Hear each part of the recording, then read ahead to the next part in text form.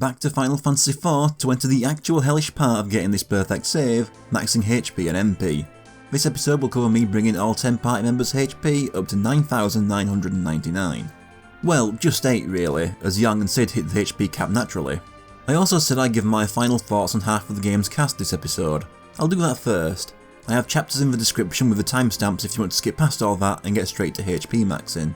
Of course, this was a game from 1991, so characters are quite simple and no one is massively deep or anything. I've also given some thoughts in previous episodes and don't want to repeat myself, plus there was just this game and a sequel, so don't go expecting the character to get the length of time a character will get in, say, my Mortal Kombat 2 video. So starting with Cecil, yeah, I like him. He's the first main character in the series to have anything resembling a personality. The game does a well enough job showing him as a guy conflicted between his conscience and loyalty to his father figure. I also like how the game doesn't try to excuse the killing he took part in under the Fate King's orders. At Mysidia, it's okay, you just didn't dare say no, but you can't undo what you did, you can only try to make up for it. And even when you talk to NPCs after he becomes a paladin, while most are willing to give Cecil a second chance, seeing as him becoming one at all shows he's redeemable, there is at least one of them that admits that even after that, he can't forgive Cecil. And it's just the one NPC, but I still like it because it shows that Cecil's previous actions aren't just forgotten immediately, that was just the first step.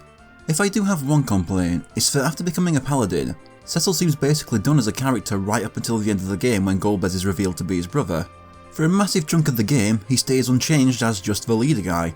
But I do like what the Golbez reveal means to Cecil. They were both manipulated into doing war crimes by evil people, and it kind of becomes Cecil's final test as a paladin. He had the chance to turn himself around to try and make up for what he did, but can he do the same for his enemy? And Golbez, when you think about it, is less guilty than Cecil with his actions. Golbez was actually possessed while Cecil was in full control of himself. But of course that doesn't mean Cecil is capable of just getting over it right away. Expecting a hatred of someone who's wronged you, that you've carried for an extended period of time, to just disappear the second new information is presented is just unrealistic. So Cecil struggling with it at first, getting the entire final dungeon to think it over, only to come around in extreme circumstances, works well enough for me. That's about it for Cecil. He does get the most development, as you'd expect for a main character. No one else is going to get this much attention to their stories. Later games in the series will have characters with more complexity and more time devoted to their struggles. Many of them work for me, one does not at all, and I'll not say more to fuel speculation. But with Cecil, they did a good enough job with the time and space they had. Going in order of joining the party, we have Kain, who I've shat on constantly throughout these videos. So here's the thing, Kain, localised to just this game, is just okay. What bothers me with Kain is how at one point fandom elevated him to a ridiculous degree, and then the franchise itself spent a long time furiously sucking him off. I never got the idea of Kain as especially cool or deep that people made him out to be in the late 2000s. Unlike Cecil and Golbez who have actual character progression when they get manipulated, Kain goes like this. I'm possessed. I'm freed from control and sad about it.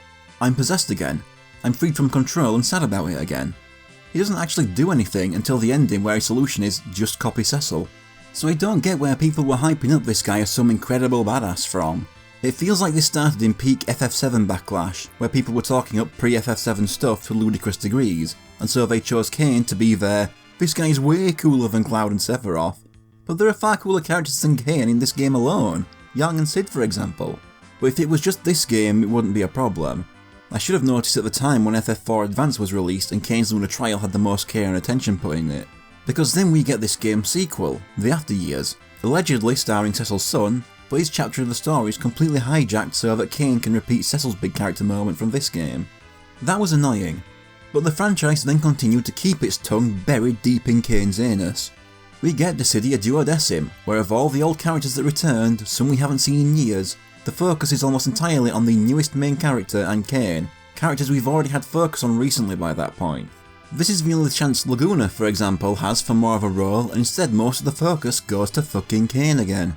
It's at this point that even his voice pisses me off. Liam O'Brien is a great actor, but having him basically do the Grimoire Vice voice for Kain just seems like an attempt to force coolness where there is none. Then I found out that at one point Tetsuya Nomura tried to push for Kain to be in the first game as the FF4 antagonist and replace Golbez. Fuck no. Apart from that being a horrible idea, I have the same problem with people saying it should have been Kain that I have when people said the FF8 villain should have been Cypher instead of Ultimecia. They're not only just looking through the lens of general anime style rivalries instead of what's best for the game's roster as a whole, but also Kain and Cypher would be so out of place and irrelevant in the group with all these worldwide threats like Exdeath, Kefka and Sephiroth. Dissidia solidified my dislike for the character, but it kept going. We get Theatrhythm. 2 characters per Final Fantasy, fair enough. We get Cecil and Rydia, that's fine. Then we find out that 2 games are getting a 3rd character. First is FF7 with Sephiroth. Yeah, fine. It's the most popular game, so if anyone can get away with just 1 more character than the rest, it's that game. Plus, Cloud, Aerith and Sephiroth alone are more popular than the majority of the rest of the cast combined. I can let them have this one. Then the other is Kain. Yeah, again, this fucker is made out to be so important that they make an exception just for him. And they did it again with Dissidia NT. At launch, the first 10 games have 2 characters, then the 11th through 15th got 1 each, but also they had Kain as the lone 3rd character in the cast. Kain was once again deemed so important that FF4 had more characters in the base roster than any others just to fit him in. Hell, if you paid attention to the arcade version, you'll see that Kain was added over a year ahead of Golbez, being the only non-main character to get in that game before their own game's villain. That's why I hate this character, an uninteresting nothing that constantly gets pushed and shilled when he doesn't deserve it. Kain is the Broly of Final Fantasy. But now the rest of these will be much shorter with much less complaining. Next is Rydia. I like Rydia too. I think it's a good way to keep the consequences of Cecil's actions in mind by having someone directly affected by him in the party. Because she joined so young, she gets to be the one with the energy and optimism to cheer up the moping adults when they lose at Fabul. And keeping her out of the story for a large chunk with an unconvincing "she died off screen" was a good way to build anticipation for her return. I already said at the time how cool her return to the Golbez fight is. I never got the point of the rapid aging off screen plot point. It doesn't really mean anything in this game, and even she doesn't act like it's been 10 years for her when she meets Cecil again. The sequel will attempt to address this though. Teller's fine as the guy who's too angry to keep himself alive. I said before that those short moments of warmth he has with other characters are needed because without them, he wouldn't be very likeable. I mean, it is his fault his daughter was in Damcyan to get killed in the first place. He himself said Anna only eloped with Edward because Teller didn't approve. His death was a good way of showing how blind rage doesn't really get you anything. He helped out the party a little when he undid Golbez's control over Kain, but Teller himself just got death out of it. When I used to lurk around and interact with Final Fantasy fandom, Edward always got shat on wherever I looked. He was always the total wimp, what a sad sack, always whining about his dead girlfriend. You see, Edward crying over the fiancé who took arrows meant for him and just died in front of him makes him a total coward. Kain moping over a woman who's never shown romantic interest in him over the 17 or so years she's known him being with another man makes him cool though, apparently. I like what little we see and hear of Edward. He's using his time before being king to travel the world and see how normal people live and what their needs are before he loses that chance forever when he becomes king, so he can then use what he learned from his journeys to better help people. When it comes to Anna, he has his breakdown in the moment, and then he has his first chance to grieve where he gets to come to terms with it. It's just 2 moments that work well and make sense. And with the Dark Elf section, he continues to be helpful even when he's out of the party and bedridden. But the writers seem to recognise Edward's relative unpopularity and gave him some good stuff in the sequel that didn't feel forced like Kain's role in that game was. Rosa is the other character that I feel gets unfairly shit on. Yeah, she's underwritten, but so's just about everyone in this game. Hell, one of the most celebrated and liked characters in this game is even simpler than Rosa. Part of the reason I put so much attention on Rosa, especially in the first video, was to show that there is something there. Plus, if you've watched a lot of my videos, you know I like to stick up for a lot of unpopular and hated characters. Yeah, her story with Cecil is that she wants to support him, but more than anything, her story is getting Cecil to regard her as an equal. Cecil has a relationship with her, but also refuses to be open with her and doesn't recognise her own power as a mage, finding every chance he can to try and make her stay behind. She's the one putting all the effort in. He wants to be protective, but he's still putting his own wants above hers. That's what I believe that scene of the Luna Whale is about. She just wants him to treat her as an equal. She also gets shit on for being in trouble twice, first with the Desert Fever and then again when Golbez captures her. Much more popular characters like Tifa, Aerith, Rinoa and Yuna end up in those situations equal to or more than Rosa's twice. If you want the biggest damsel in distress in the series, look at Lena, no sense of self-preservation tycoon from FF5. Someone whose times in peril include just being poisoned more times than Rosa has been in peril, and 2 of those are self-inflicted. Not that I let off the writer and developers. When they had a popularity poll around the release date of the DS remake, they did admit that they regretted that Rosa was only 5th place. Of the final 5, she beat Edge, but Cid managed to take 4th place. But then they never tried with her. The DS remake doesn't give her anything new, and the sequel tries its absolute best to have as little of her in the game as possible. So they didn't like that she wasn't more popular, but then didn't even try to make her more popular. Finally, let's look at Yang. Yang is just cool, that's all there is to say about him. He doesn't really have a character arc, but that's fine, he's just there to help out and punch things along the way. Yang blocking a giant death cannon shot with his body is worth more than whatever attempts at an arc they were going for with Kain. Dude becomes a king just because he's best at punching, you've got to respect that. Plus his wife is the best NPC in the game, so he's got that going for him too. Well, that's those 7 covered, now to the HP maxing. The first step is to look at how much HP each character has so I can work out how many apples I need. Remember, golden apples give 100 HP and silver apples give 50 HP. Cecil has 9,744 HP, so needs 3 golden apples at least or 6 silver apples at most. Rosa has 7,301 HP, so 27 gold or 54 silver. Kain has 8,823 HP, 12 gold or 24 silver.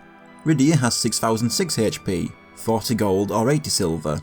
Edge has 7,294 HP, 28 gold or 56 silver. Edward has 5,940 HP, 41 gold or 82 silver. Porom has 4,772 HP, 53 gold or 105 silver. Palom has 5,440 HP, 46 gold or 92 silver. So combined I need either 250 golden apples or 499 silver apples. I first try the Cave of Trials and use Sirens to fight golden toads, as they have a 37.5% chance that the item they drop is a golden apple. Sounds easy, but not really. It takes me about 40 minutes to get the 3 golden apples I need to max out Cecil's HP, but from then, drops start to dry up. I don't want to use up all my Sirens quickly, so I reset after using 50 with no results. I then tried Mount Ordeals off camera to try farming silver apples from Lilith's. Eventually that gives me enough to max out Kain's HP, but it still wasn't reliable enough. So instead I tried the Lunar Ruins. Lunar Titan on repeated defeat gives a silver apple, there's a chance of getting a golden apple in Cecil's trial, and then there's a quiz room for a further golden and silver apple by giving the monk answers.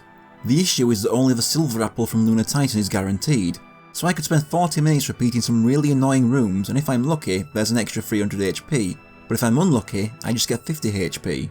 7 hours later I have 14 golden apples and 27 silver apples to max out Rosa's HP.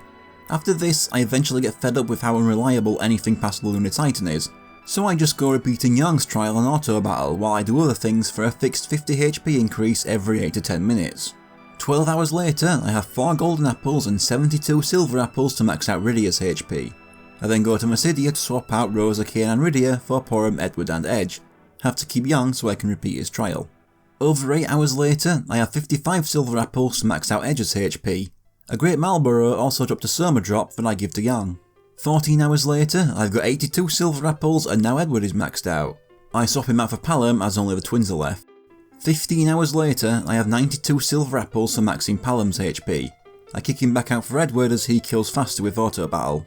But after this the timer maxes out at 99 hours 59 minutes, so I have no idea how long it was before I got the 105 silver apples to max out Porom's HP. And that's all 10 party members at the full 9,999 HP. That was hellish, but at least I had a guaranteed silver apple drop. That's not going to apply to next episode, where I give my thoughts on the other half of the cast and spend tens of hours and many continuous nights in rare drop hell as I max out everyone's MP.